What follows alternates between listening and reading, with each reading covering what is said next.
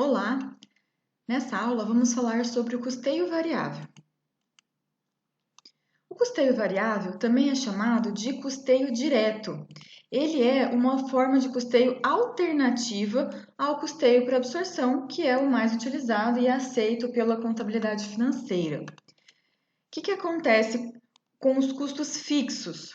No custeio por absorção, os custos fixos eles são rateados aos produtos. E o que acontece com esse rateio? Tem alguns problemas. Primeiro, os custos fixos, eles têm a invariabilidade, eles não dependem da quantidade produzida.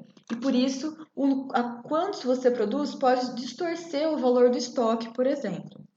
Nós temos uma arbitrariedade em seu rateio. Dependendo do critério de rateio que eu utilizar, eu vou ter um custo mais alto ou mais baixo em determinado produto. Variação por unidade em função de oscilações do volume global. Se eu produzir mais ou menos, e como o custo fixo ele não varia de acordo com a produção, eu vou ter isso impactando de forma ou positiva ou negativa no custo unitário do produto final. E propicia valores de lucro que não são muito úteis para fins decisoriais. Por exemplo, decisão se eu aceito ou não uma encomenda, se eu aceito vender esse produto por um valor um pouco mais baixo em outro mercado e outras decisões do tipo. Outro exemplo que eu posso dar é se eu vou internalizar a produção ou se eu vou fazer essa produção por meio de... se eu vou comprar a produção. Então, comprar ou produzir também, eu posso trabalhar com esse custeio. Os custos fixos, então, eles são derivados da necessidade de se colocar em condições de operar uma produção. Eles são pouco vinculados à produção de um produto específico. Então, eu tenho esse custo fixo, que é para poder produzir. Eu tenho a capacidade de produzir e não necessariamente a quantidade de produtos.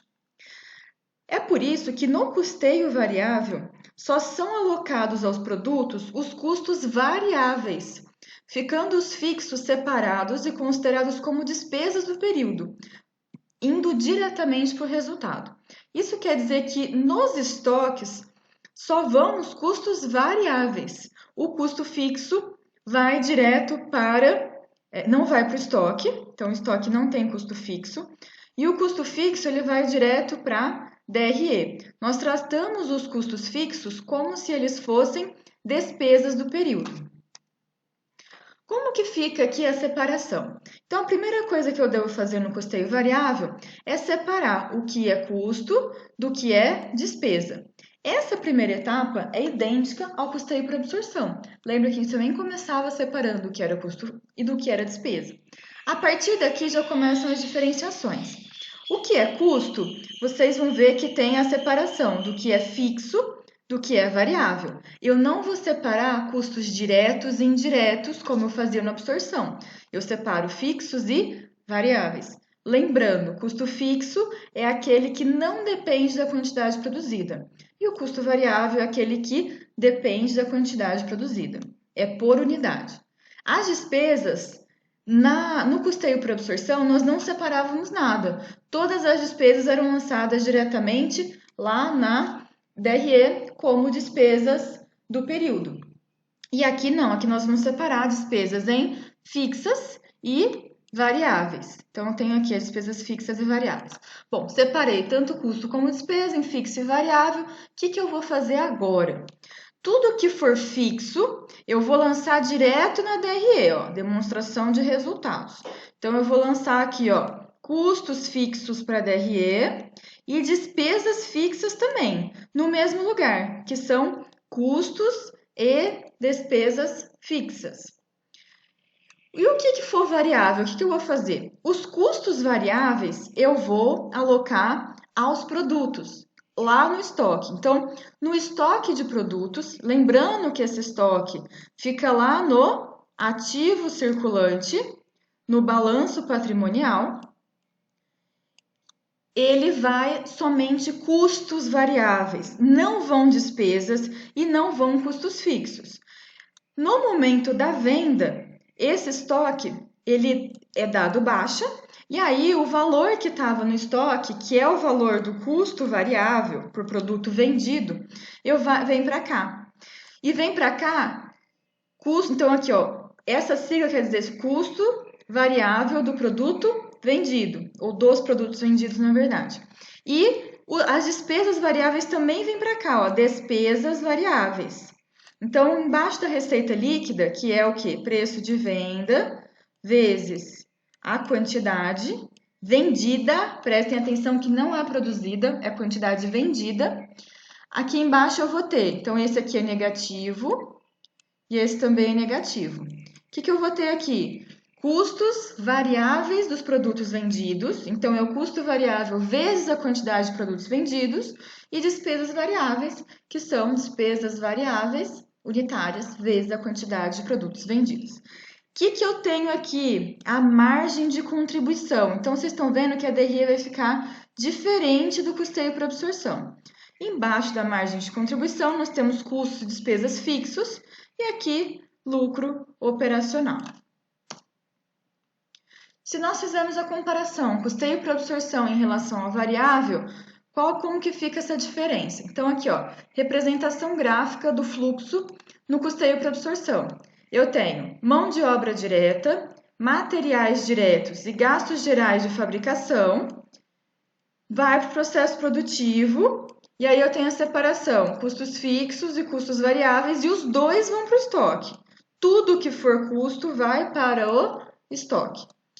Já no custeio variável, eu tenho exatamente os mesmos gastos, passo pelo processo produtivo, separo em custos fixos e variáveis. Aqui está a diferença. Os custos fixos vão direto para o resultado do período, tratados como se fosse uma despesa.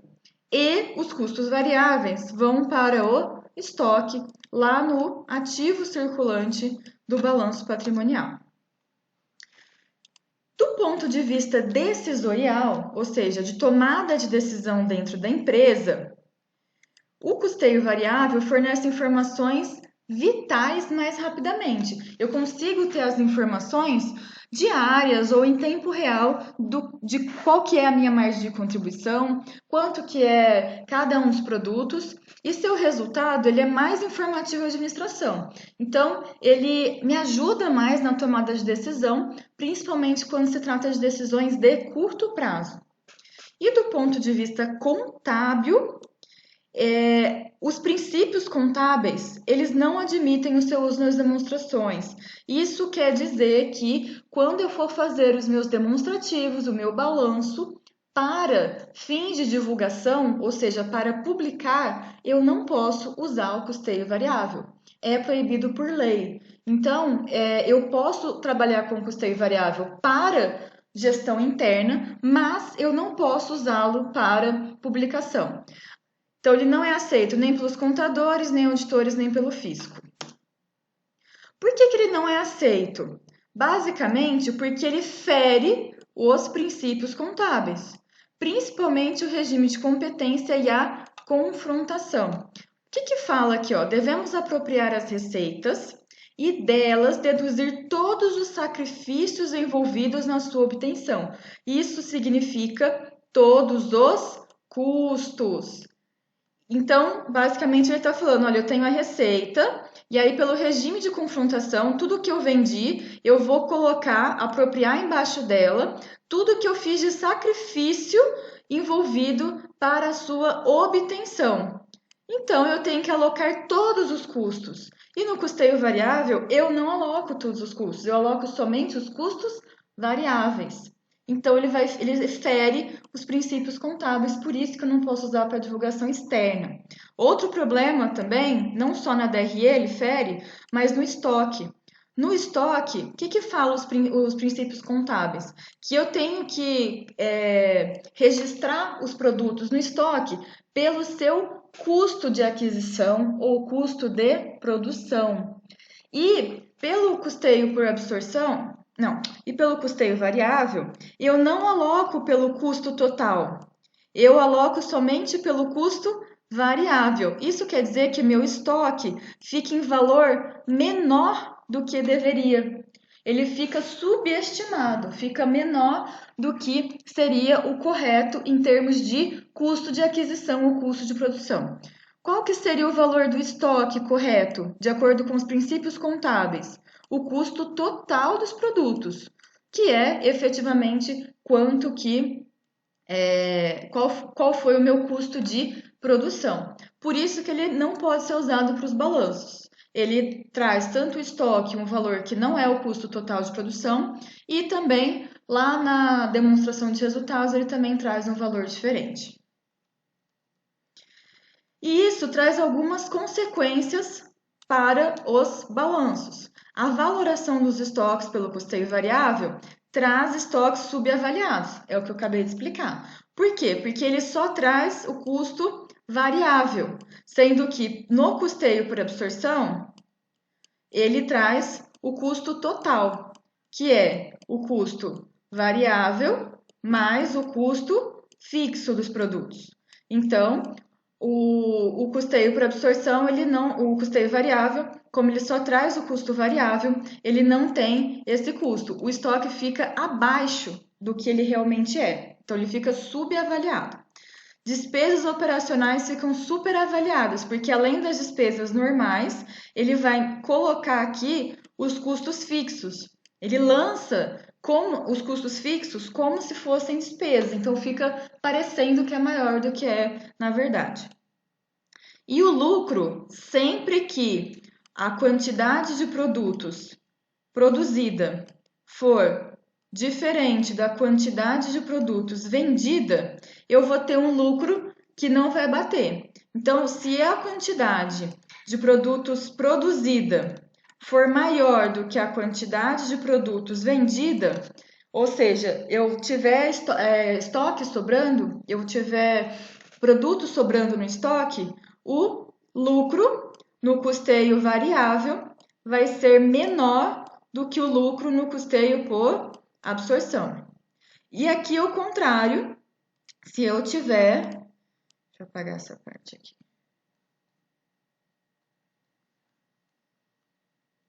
Pronto. Se eu tiver uma quantidade, então aqui, ó, deixa eu colocar aqui, acrescentar. O lucro pela absorção vai ficar diferente do lucro pelo variável, tá? Então, aqui eu já mostrei para vocês. Se a quantidade produzida for maior que a quantidade vendida, ou seja, sobrou produto no estoque, o lucro pelo variável fica menor do que o lucro por absorção. Se a quantidade vendida for maior do que a quantidade produzida, quando que isso pode acontecer? Só quando eu já tiver estoque e eu vender estoque que estava lá parado. Aí o que vai acontecer? O lucro pelo variável vai ficar maior do que o lucro por absorção. Essas diferenças aqui são temporárias. Por isso que a gente fala que o lucro é postergado, não é que ele é eliminado, não é que um custeio faz ter mais lucro do que o outro. No longo prazo, a soma sempre dá a mesma, só que ele é postergado. Eu lanço os custos fixos antes da venda desse produto, por isso que dá essa diferença. Mas você fala assim, mas por que serve então o custeio variável se eu sou obrigada a adotar outro critério, por exemplo, o custeio por absorção, para divulgação externa? Eu posso adotar 2 critérios de custeio? Pode. Você pode adotar quantos você quiser na sua empresa. Se você quiser adotar o custeio variável para fins gerenciais, o custeio por absorção para fins de divulgação externa e ainda quiser adotar o outro custeio, por exemplo, o ABC, que é por atividade, para fins gerenciais também, só que com outro objetivo, você pode. Nada impede que uma empresa adote mais de um tipo de custeio. Então, eu continuo podendo usá-lo internamente para uso gerencial. Eu posso usar especificamente para tomada de decisões. E também, se eu quiser adotar o custeio variável, eu posso simplesmente ajustar a absorção no final para a divulgação externa. margens de contribuição e custos fixos identificados. Então, aqui tem uma situação que é um pouquinho diferente daqueles que a gente estava trabalhando. Nem sempre os custos fixos são ignorados no custeio variável. Não é que eles são ignorados, na verdade eles nunca são ignorados, até essa palavra que eu acho que não ficou tão legal. Na verdade, os custos fixos, eles não são alocados aos produtos, eles são jogados diretamente ao resultado. Eu tenho alguns casos que eu tenho custos fixos identificados. Nesse caso, eles devem ser considerados e lançados aos produtos sem um critério de rateio. Então, não tem rateio na margem de contribuição. Um exemplo aqui para vocês verem como que funciona. Eu tenho os produtos A, B, C, D e E. Então, são 5 produtos nesse exemplo. Tenho aqui o valor das vendas, que é o valor da receita de vendas. Basicamente, preço de venda vezes a quantidade vendida de cada produto. Aqui eu tenho custos variáveis, custos e despesas variáveis. Então, aqui seria custos variáveis dos produtos vendidos, mas eu posso incluir a despesa também. Então, CVPV é custos variáveis de produtos vendidos. Então, aqui são os custos variáveis de cada produto. Então, aqui eu tenho o que nós chamamos de primeira margem de contribuição, que é a margem de contribuição normal que nós estamos trabalhando até agora, ou seja, preço de venda menos custo variável unitário, e se tiver despesa variável também eu vou tirar aqui. Detalhe, aqui está total, então é a receita de vendas menos o custo variável total dos produtos vendidos. Isso a gente chama de primeira margem de contribuição. Aí, suponhamos que nós temos os custos fixos identificados. Eu sei que os produtos A e B, eles têm, somando os dois, então aqui, ó, esse daqui é a soma da primeira margem de contribuição. 399 mil mais 532 mil dá 931 mil. Isso é a primeira margem de contribuição. Eu sei que tem certos custos fixos que estão relacionados somente aos produtos A e B.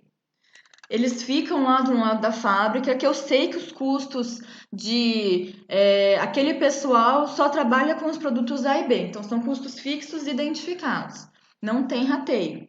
Então, aqui, eu sei que os dois juntos têm custos fixos identificados de 540 mil. Então, aqui nós vamos ter a nossa segunda margem de contribuição, que é 391 mil. Eu não sei quanto que é por produto, mas eu sei que é do produto A e do produto B juntos.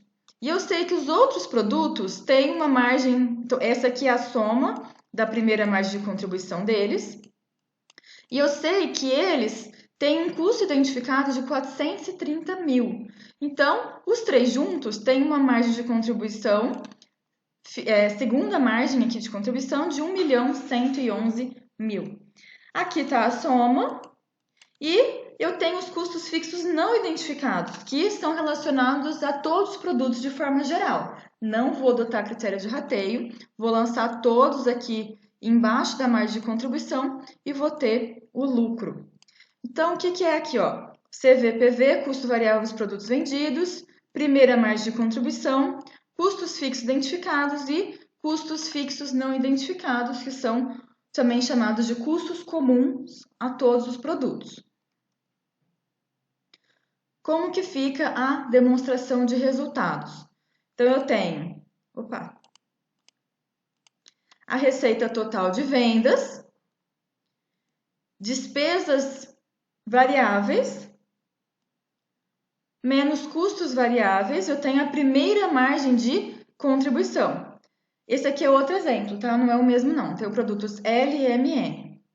Aqui eu tenho os custos fixos identificados. Eu sei que 20 mil é um custo fixo somente do produto L, 10 mil é um custo fixo somente do produto M e o N não tem custos fixos identificados, então é zero. Eu acho aqui a nossa segunda margem de contribuição, no valor aqui de 55 mil, 88 mil e 87 mil, total de 230 mil. E aqui, os custos fixos comuns, também chamados de custos fixos não identificados, e despesas fixas comuns. O lucro final ficou de 100 mil. Então, adotamos algum critério de rateio? Não, nem para separar esses custos e nem para separar os custos os fixos demais. Então, não temos critérios de rateio. Taxa de retorno. O que é considerado uma taxa de retorno? É o lucro operacional dividido pelo investimento total. Então, aqui, se eu pegar a segunda margem de contribuição, que é o que eu tenho de cada produto final, sem fazer rateio, e eu tenho investimento que é identificado com cada produto.